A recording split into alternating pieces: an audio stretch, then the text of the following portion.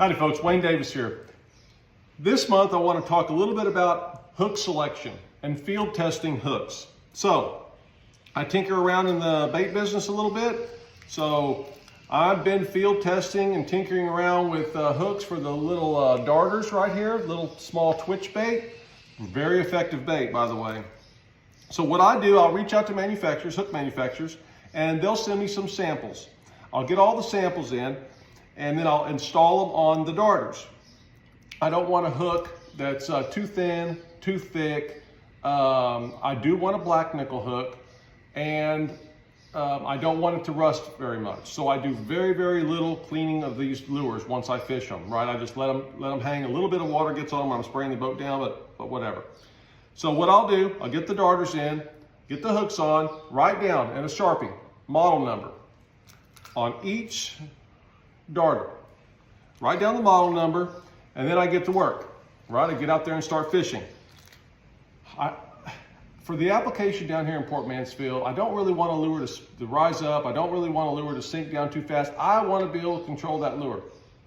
I can control it with my rod tip, kind of keep it in the middle of the water column. If I slow it down, it'll sink real slow. A couple twitches with my rod, the bait comes back up. But if you have too light of a hook, it doesn't do that, right? It'll just stay there. You can't really do anything. If it's too heavy of a hook, it'll sink real quick. Get in the grass, because we deal with a lot of grass down here.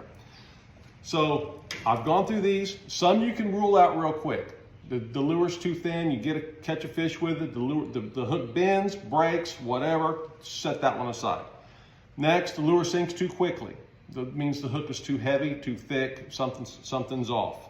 I use the same split rings on all of them.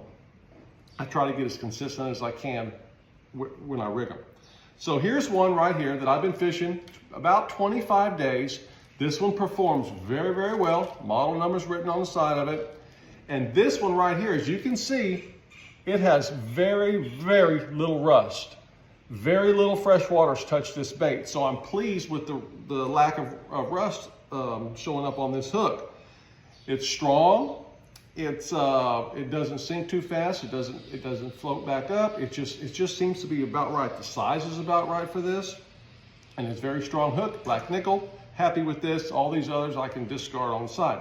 Point of the matter is, if you want to tinker around and fine tune your fishing skills when it comes to hard baits, you can get hooks from different manufacturers at the store, write the model number down, and you can actually see a difference with what those lures do in the water if you're really dialing in.